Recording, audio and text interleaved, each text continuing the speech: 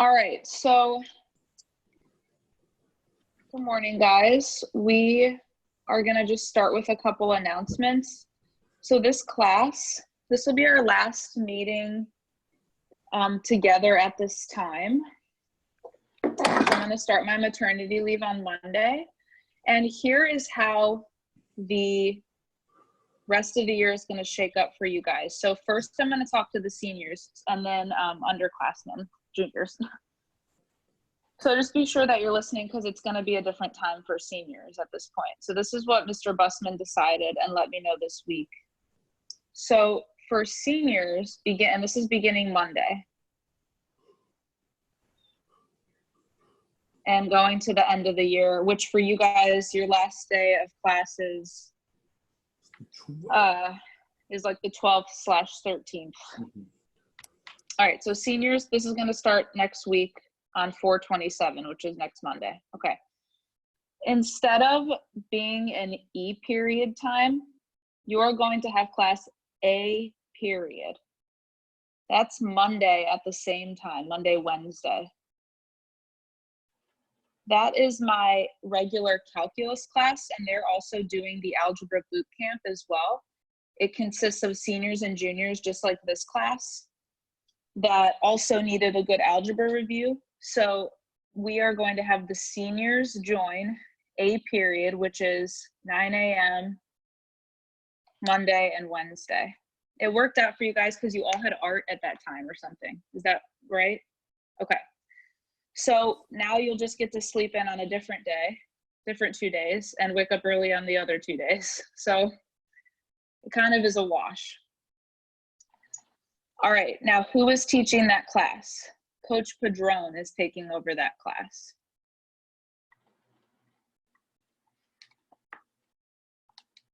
So what you're saying is this is about to be like one of the best classes ever? There you go. Good. I'm glad you have a positive attitude about it. He rocks. I feel like Coach Padron doesn't like me. I don't know why. Oh, no. Yeah, he did talk to me about you. I'm just kidding. He didn't say anything. So this is going to be, what's up, Drew? I wouldn't have been surprised. Oh, no, he didn't say anything. Okay, so it's going to be the 4 seniors in this class. So obviously you two and then Richie and Blake. All right, so I'm going to attempt to reach out to them. It's totally not on you to do this, but if either one of you is like friendly with them and would like to just text them, that would be really cool and helpful. If not, totally not your job. I will reach out to them. Okay, what's going to happen is Coach Padron is going to send you an email tomorrow or today, I think tomorrow, because he now has access to my Blackboard. He's going to shoot you an email with his Zoom link, which doesn't have a password, which is good, and his YouTube channel. Everything else is exactly the same. You guys are still going to have class twice a week, a weekly assignment, and you have to attend class, and if you don't, you watch the YouTube recording. The only difference is it's through Coach Padron and not me. So he'll send you an email tomorrow with his links. Drew and Bennett, do you guys have questions about that?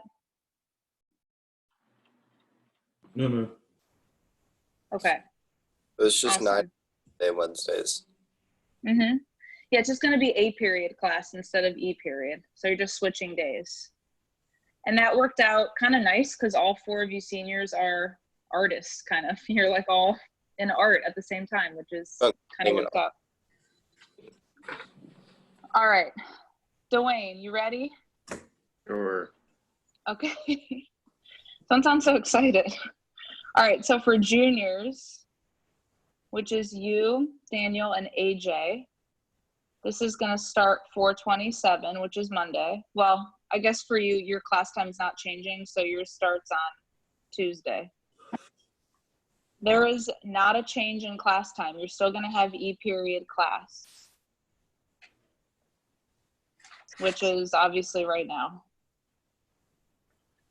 So your class time's not changing at all. That's because the juniors weren't able to switch to A period. It didn't like work out that way. But you're gonna have a new teacher. Your new teacher is Coach Fogarty. Oh gosh. Former math teacher extraordinaire who has taught PreCalculus for many years, longer than I have. He's taking over my honors pre-calc and then the 3 juniors in this class. He is going to be doing not the algebra boot camp, but instead he's going to be doing like not like extra stuff, but exploratory things in pre-calc for you guys. Okay. So what Coach Fogarty's going to do is today or tomorrow, probably tomorrow, he's also going to send you an email with links to his Zoom, which doesn't have a password, and his YouTube channel. Again, everything's going to be the same. He will have access to my Blackboard as well, and he will be able to put in your class grades as well. And if he assigns you anything, he'll put that in as well. Okay. Okay? Any questions, Dwayne? No. Okay, awesome. All right, so that's how class is going to run after today. Also, just a quick reminder, I know I'm sending like a trillion emails, and I'm sorry that I'm flooding your emails, but anything that you need to make up, and again, I'm not really talking to any of you 3, but mainly for the recording, if anyone watches it, needs to be turned in by tomorrow at noon so I can get stuff turned in. Technically, your quiz is not due till tomorrow at 3:15. That's fine if you don't turn it in until then. I'll grade it still. Okay, so everyone should have gotten the quiz on Tuesday. And if you need me to resend it to you, I can. But today we're just going to do a brief quiz review. It shouldn't take the whole time. But I just wanted to get that out of the way first for announcements. I'm also going to send it in an email. So you'll get like kind of an email from me with a lot of announcements. You guys can just disregard it, really, because I already said it in here. All right. Okay. All right. Let's do our review. So it's our Algebra Bootcamp quiz number 2. And it's topic 6, topic 7, and topic 8. Topic 6 was factoring. Topic 7 was solving a quadratic using factoring. And topic 8 was solving a quadratic using the quadratic formula. So the first thing I want to go over is factoring. So part 1, we'll review factoring.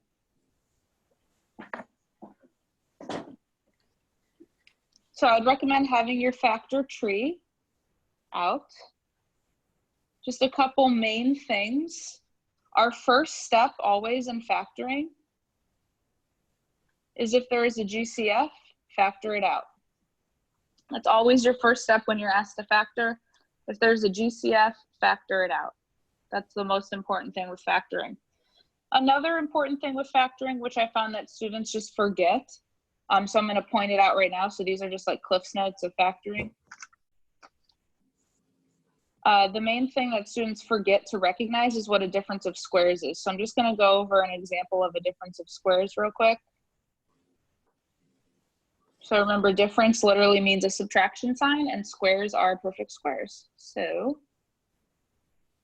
an example, I'll give 2. One example could be x squared minus 36. That's a difference of squares. And another example could be 4a squared minus 25. All right, both difference of squares, right? How do they factor? This one will factor into x plus 6, x minus 6. All right, we take the square root of each. 1 plus 1 minus. This is a difference of squares. Again, it's a difference, literally subtraction, and they're both perfect squares. So the square root of 4a squared is 2a. Square root of 25 is 5. 1 plus 1 minus. Cool. And again, with factoring, you can always check your work. The last main point, you can always check your work using multiplication. So those are just some main things with factoring that I just wanted to recap. So the first couple examples I wanted to do were just factoring completely.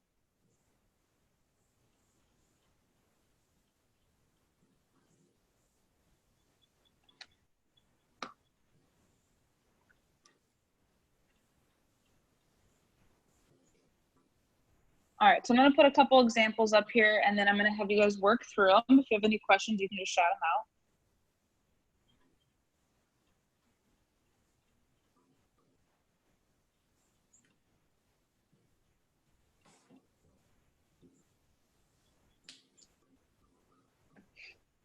All right, let's try those first two to start.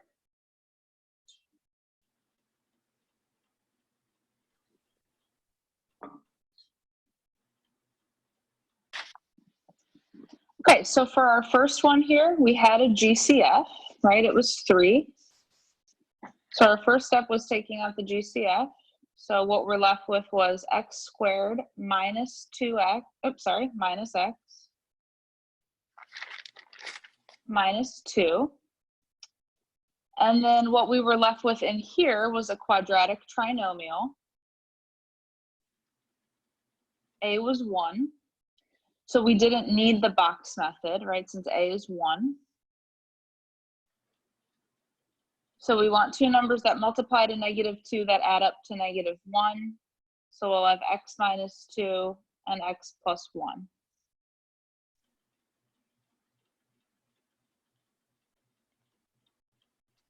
Then number 2, there's no GCF, but it is a difference of squares. So we can take the square root of the first term, which is 10x, and the square root of the second term, which is 3, and 1 plus 1 minus. All right, let's do a couple more factoring completely. I got 2 more for you guys.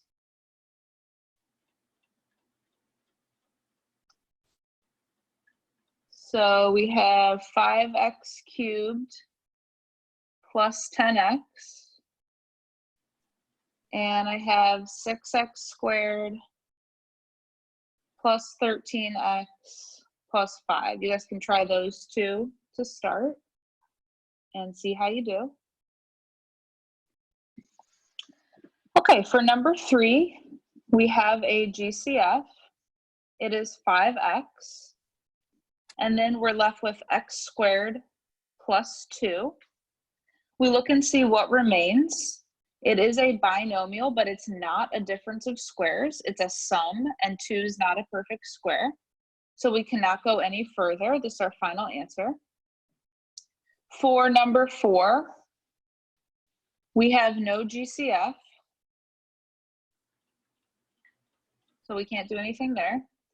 But it is a quadratic trinomial. And A is greater than 1. So if it's factorable, we need to utilize the box method. So we'll multiply A times C. So we want 2 numbers that are going to multiply to 30 that add to 13. We find that those numbers are 10 and 3.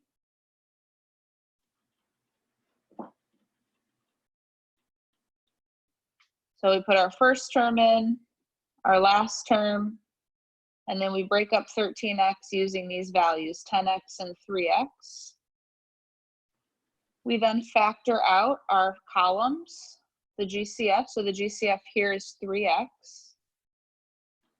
The GCF here is 5, and it's positive since the 10x is positive. Then we go across our rows, do the same thing. Here it's 2x. And here it's only 1 since there's not really anything we can take out. And when we can't take anything out, we can just take out a 1. So our final answer is 3x plus 5, 2x plus 1, using the box method. So those are the things that we've done in factoring so far. We first see if there's a GCF. If there is, we factor it out. If there's not, we move on. Even if there is one, we move on and see. Do we have a binomial or a trinomial? If it's a binomial, it might be a difference of squares. Here it wasn't, so we were done. If it's a trinomial, we see if it's factorable or not. If A is 1, we don't need the box method, but if it's greater than 1, we do, if it's factorable. All right, we okay with factoring? Okay. Let's move on to solving. quadratics, so part 2.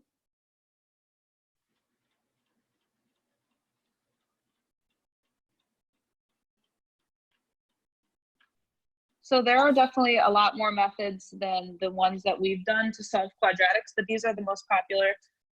We have solved using factoring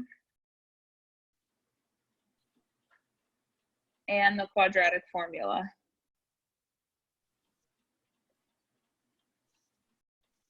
So that's what we're going to do. We're going to solve by A, factoring, and B, the quadratic formula.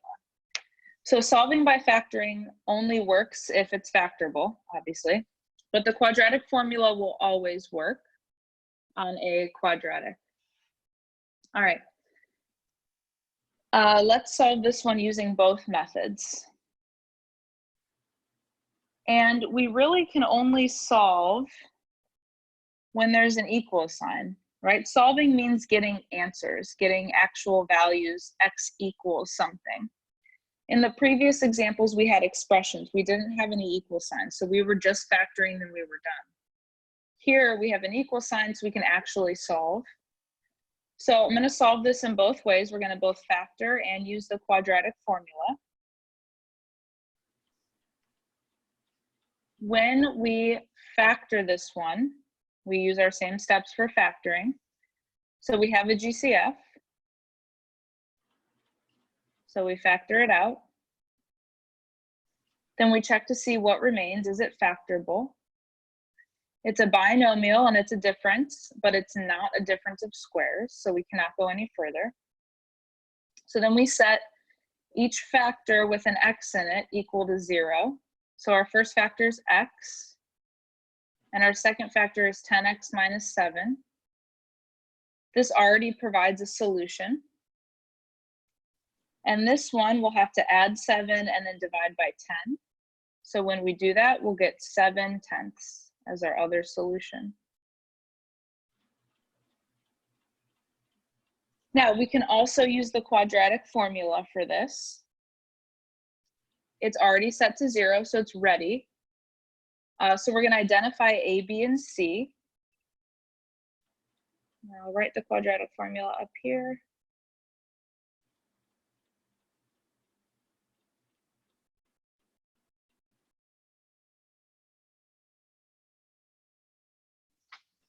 So our A value is 10.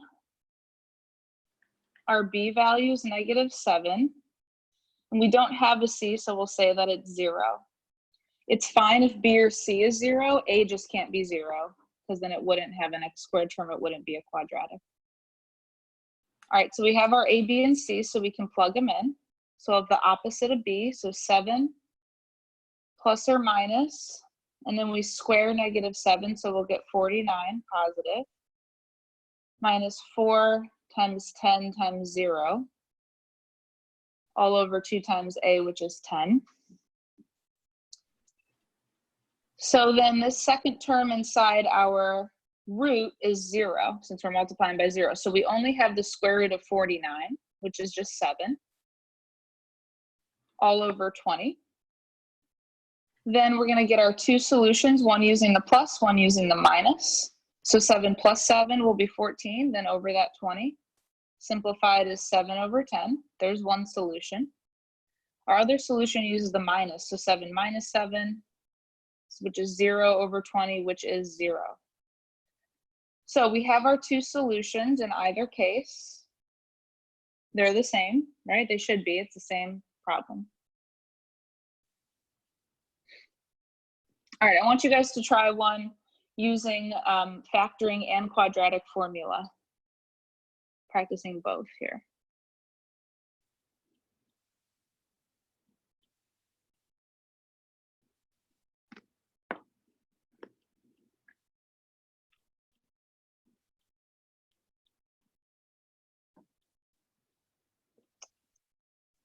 X squared minus 8x plus 15 is 0.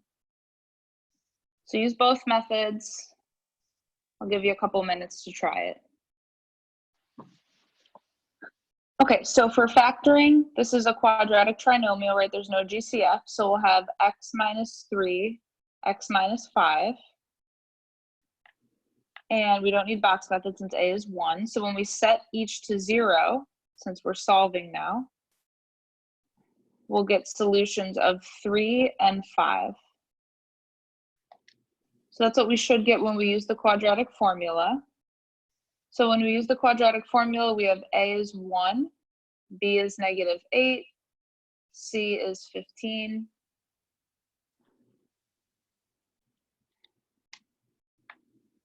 And then we'll plug it in. So we'll have the opposite of b, plus or minus b squared, which is 64, minus 4 times 1 times 15, all over 2 times a, which is 1. So our discriminant, what's under the root, ends up being 64 minus 60, so it's 4, all over 2. So we'll have 8 plus or minus 2 all over 2, leading to our 2 solutions, which should be 5 and 3. We'll have 8 plus 2, which is 10 over 2, and that's where we get our 5. Then we'll have 8 minus 2, which is 6 over 2, which is our 3. Cool. I have one more example for you guys today. And I want us to solve using either method. So you get to pick. Perhaps one won't work, perhaps they both will.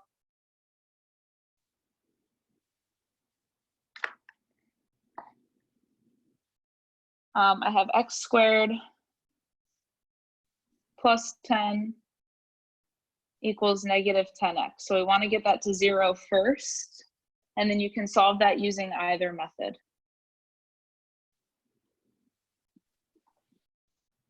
Okay, so when we solve this one, we'll add 10x to both sides. So when we add 10x, I'll get a positive 10x on the left side, and we still have that plus 10, and we'll get equal to 0. Now, this one is not factorable.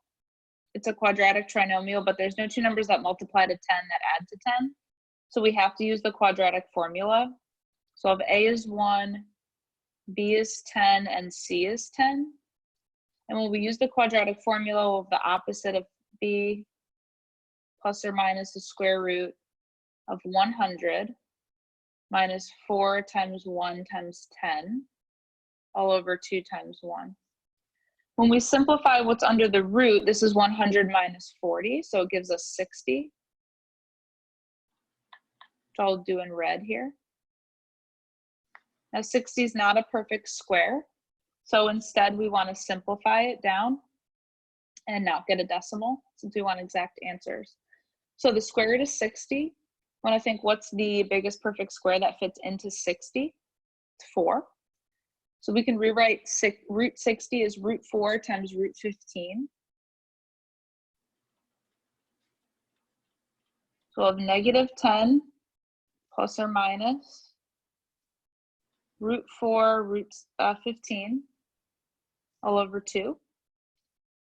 We can cross out the root 4 and bring it out. So we'll have -10 plus or minus 2 root 15 all over 2. At this point, if we can simplify the 3 values that are outside the root, we'll do so. So those are all divisible by 2. So it's -5 plus or minus 1 root 15. We don't need the 1. All over 1. We don't need the 1. So that's our practice with quadratic formula where we have to break down the root. We'll have irrational answers there instead of a perfect square under the root. That's what I have for you guys today. Again, your quiz is technically due by tomorrow at 3:15. Any other makeup work is due by tomorrow at noon. I'm sending out an email right now, but if you felt okay with all the announcements today in class and you understand that you need to turn in the quiz and stuff by tomorrow, you can just disregard it. But I wanted to thank you guys for a great year, and Bennett and Drew, good luck in Colegio. And Dwayne, good luck your senior year, bud. Thank you, ma'am. Thank you, Ms. Tomasz. You're Good luck welcome. with everything. I hope you do. Thank you, guys. It goes well. Thanks, guys. I appreciate it. Vamos, tomamos. Bye. Bye, Dwayne. See ya.